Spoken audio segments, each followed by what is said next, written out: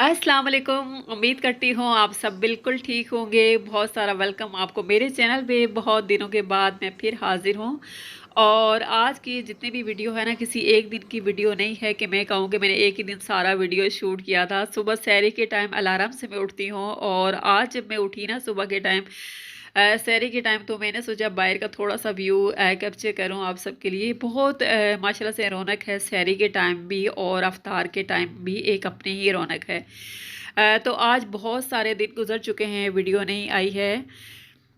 इसकी एक वजह तो ये है कि रूटीन काफ़ी चेंज है रमज़ान में। सिर्फ मेरी नहीं, सबकी ही चेंज हो चुकी है। बस मैंने सोचा था कि रमज़ान में ना थोड़ा मैं चैनल पे कम ही जाऊँगी, कम वीडियोस अपलोड करूँगी। तो इसीलिए बहुत सारे दिन गुजर गए, व्लॉग नहीं आया। दूसरा ये भी है कि ये जो रमज़ान है ना, मेरे अब्बू के बगैर मेरा पहला रमज़ान है। और लास्ट ईयर बहुत से लोग थे जो आपकी ज़िंदगी में भी आपके साथ हुए होंगे, आपके पड़ोस में हुए होंगे, आपके रिलेटिव्स में हुए होंगे, आपके अपने घर में हुए होंगे। बहुत सारे ऐसे लोग हैं जो इस साल दुनिया में नहीं हैं। तो मेरे अब्बू भी इस साल हमारे साथ नहीं हैं, तो उनकी बहुत ज़्यादा कमी महसूस होती है। पता नहीं ऐसा कुदरत का क्या निज़ाम है कि जब हम बड़े होते हैं ना, तो हमारे जो बड़े होते हैं ना, वो उनके जाने का वक्त जो है वो करीब आ जाता है। तो अल्लाह ताला से दुआ करती हूँ, अल्लाह पाक जिनके भी प्यारे मेरे वालिदैन समेत दुनिया से जा चुके हैं, अल्लाह पाक सबकी मग़फ़िरत फ़रमाए, आमीन सुम्मा आमीन। वो हमारे साथ नहीं हैं लेकिन उनकी दुआएं हमारे साथ हैं, उनकी यादें हमारे साथ हैं।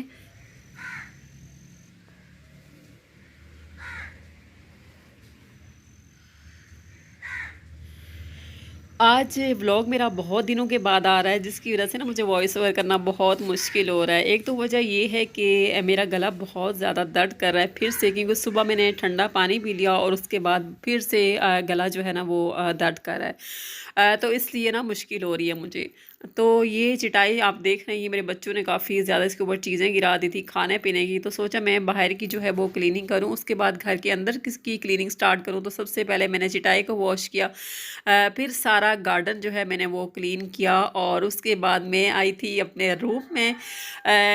सबसे पहले मेरी कोशिश ये होती है ना, यहाँ पे मिट्टी बहुत ज़्यादा आती है कराची में। इतनी मिट्टी आती है कि आप अगर एक दिन भी घर की क्लीनिंग नहीं करोगे ना, तो आपके घर का बुरा हाल हो जाएगा। मुझे मेरे अक्सर बहुत सारे व्यूअर्स हैं जो कहते हैं कि आप सारा दिन घर के काम करती रहती हैं, घर की क्लीनिंग करती रहती हैं, आप थकती नहीं हैं, सारे काम आप खुद करती हैं। तो बस अल्लाह ताला जो है वो हिम्मत देता है। मैं सारे काम खुद ही करती हूँ, मुझे अपने सारे काम खुद ही करने की आदत है। बाहर की सारी क्लीनिंग मैंने कर ली थी और उसके बाद मैंने मैट्रेस का जो कवर है ना ये वॉश किया था और बड़ी मुश्किल से मैंने दोबारा से इसको कवर किया, क्योंकि बड़ा भारी मैट्रेस है ये।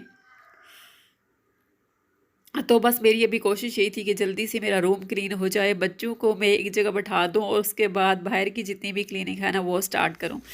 तो आप सब ये बताइएगा आपका रमज़ान कैसा गुजरा है, ईद की तैयारियां कहाँ तक पहुंची हैं। अब तो रमज़ान मेहमान जो है वो बस जाने को तैयार है और अल्लाह ताला से दुआ है कि अल्लाह पाक हमें अगले बहुत सारे रमज़ान जो है हमारी ज़िंदगियों में लेके आए और हमारी जो ज़िंदगियां हैं, जितनी भी हमने इबादतें की हैं, अल्लाह ताला उनको कबूल फरमाए, आमीन सुम आमीन।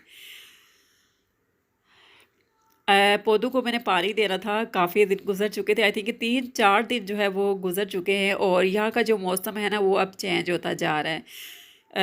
गर्मियाँ जो है वो आ ही चुकी हैं। मेरे घर में मुझे लगता है बीती गर्मी नहीं आई है, लेकिन बाहर जब आप जाओ ना तो आपको बहुत ज़्यादा गर्मी महसूस होती है। तो बस मैंने पौधों को पानी दिया था। उसके अलावा रमज़ान कैलेंडर, जब मैं बहुत छोटी थी ना, तो सबसे पहले हमारे घर में रमज़ान कैलेंडर आता था रमज़ान से पहले। अभी तो ये नहीं आता, बहुत कम ही आता है। इस बार जब हस्बैंड लेके आए मेरे लिए कि तुम ना ये किचन में लगा लो, क्योंकि रोज़ ही जो टाइमिंग होती है ना वो सुबह की भी चेंज हो जाती है और शाम की भी चेंज होती है।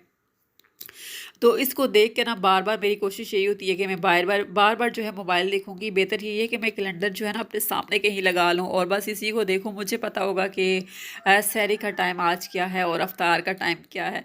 तो बस ये मैंने मंगवा लिया था। उसके अलावा जी घर के बाहर के बहुत सारे काम चल रहे हैं, उनकी वीडियो भी मैं आगे चल के किसी और ब्लॉग में आप सबके साथ शेयर करूंगी कि इतने सारे दिन मेरे किस तरह गुजरे, मैं कहाँ बिज़ी रही। बहुत सारे काम थे जो पेंडिंग थे, इन दिनों हमने वो करवाए हैं घर के।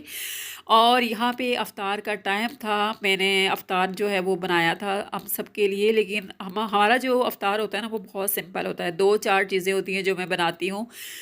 और फ्रूट चाट और चना चाट जो होती है ना वो सबकी मोस्ट फेवरेट है, तो वो तो डेली ही बनती है। हमारी अफ्तार का टाइम था और ये अफ्तार कुछ बाहर से भी आ गया था। तो हमें ना इतना ज़्यादा खाने की बिल्कुल भी आदत नहीं है, ना बच्चों को आदत है ना मुझे। तो अफ्तार जब हो चुका था उसके बाद बहुत सारी चीज़ें जो है बच गई थी, फिर हमने ये बाहर किसी को दे दी थी। और अफ्तार करने के बाद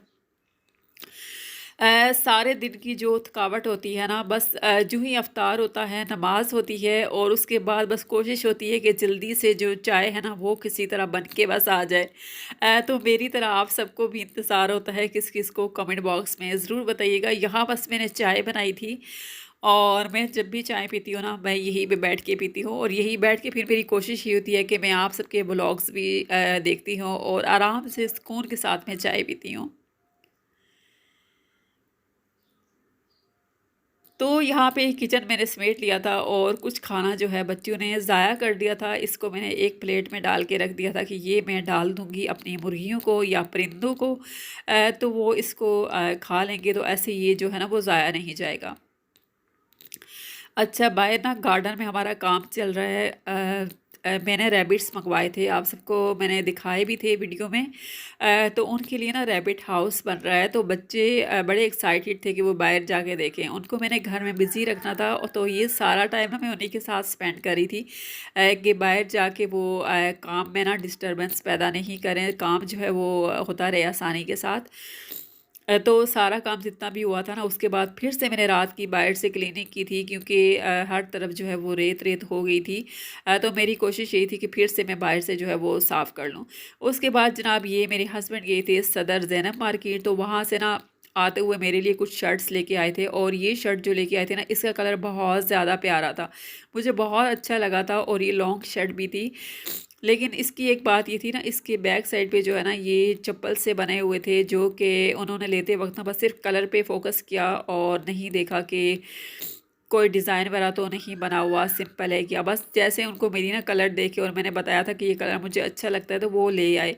और जब घर लेके आए ना उसके वक्त मुझे ऐसा लगा कि अब मैं इसको वापस भी नहीं कराऊंगी और बस आम यूज़ में ना इसको मैं ले आऊँगी। तो इसका जो ऊपर एक डिज़ाइन बना हुआ था वो भी मैंने इसका काट दिया था, और बाकी जो है मैंने सोचा था रात में पहन पहन लिया करूँगी। साथ साथ में ये कुछ ग्रॉसरी हुई थी, बच्चों के दूध वगैरह, कुछ सब्जियां वगैरह, इसके अलावा ये जो सवैयाँ वगैरह होती हैं ये। फिर जनाब सहरी का जो टाइम होता है ना, मेरी आदत यही है कि मैं सहरी जो है वो दही से करती हूँ और कभी कभार कलेजी भी बनाती हूँ। तो आज मैंने सोचा चलो मेरा गला बहुत ज़्यादा ख़राब है तो मैं कलेजी बना लेती हूँ। यहाँ सहरी के लिए मज़ेदार सी कलेजी बन रही है। और